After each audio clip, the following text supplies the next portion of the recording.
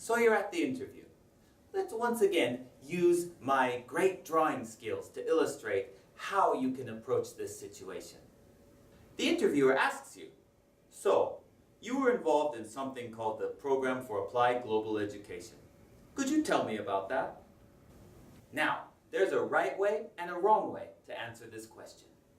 Imagine you answer like this. Well, we took extra English classes and we learned about some global issues. And I did a project with some group members. Well, that is what you did, but that's not going to be of help to the interviewer. Remember, the interviewer is trying to find out if your skills and experiences are a match for that company. Here's where the concept of personal skills comes in. Remember, skills and experiences are a combination. So in the interview, you want to connect your experience to a set of skills which might be attractive for that company. So again, the interviewer asks you, so you were involved in something called the Program for Applied Global Education. Could you tell me about that?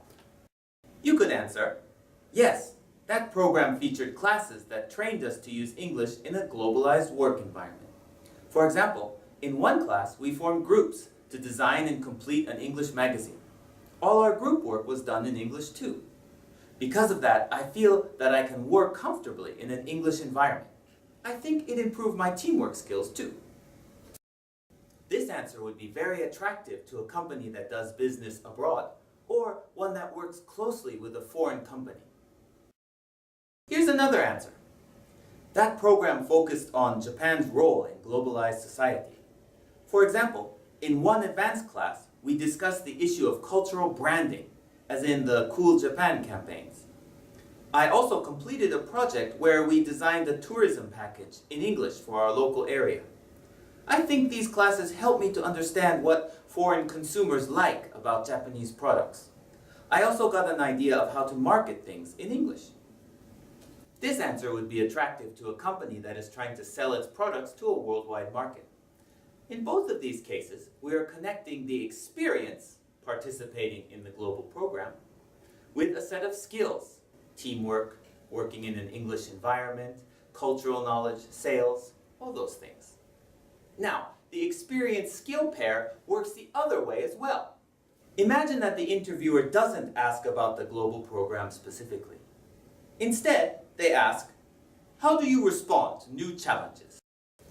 You can answer, I think I respond well to new challenges. For example, in college, I participated in something called the Program for Applied Global Education. Through that program, I volunteered to be a Japanese representative in a cultural exchange with students from many Asian countries. We discussed issues of development and economic exchange, all in English. I really learned a lot. Through that experience, I could understand how accepting challenges can help you grow as a person. Or how about this situation? You are planning to become an elementary school teacher in your home prefecture. The interviewer on the review board says, in this prefecture, the number of elementary school-aged children with foreign parents is increasing. Many of these children are not fully proficient in Japanese. If you had such a child in your class, would you be able to handle it? You can answer, yes, I think I could. At my university, I joined something called the Program for Applied Global Education. Through that program, I took English conversation classes that focused on international communication. And I attended a seminar where we discussed the needs of children from multicultural backgrounds. I think I'm prepared to help these children succeed in Japan. In these situations, you are presented with a set of skills: responding to new challenges, dealing with children from multicultural backgrounds, which you proved you had by talking about your experiences in the global program.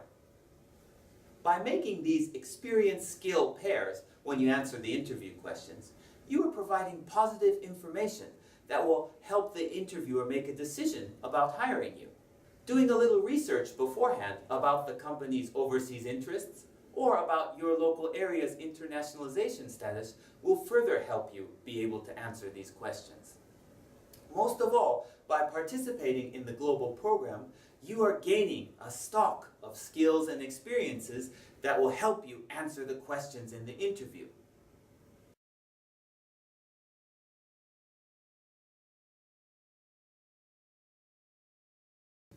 So as we've seen, the Global Certificate can act as a qualification, specifically as a mark of distinction on your resume that can help you get noticed by companies and institutions seeking to globalize. Also, the program gives you a set of personal skills and experiences which you can use to successfully answer interview questions. Therefore, it's really in your best interest to participate in this program while you're here at Kendai. However, it's not enough just to participate.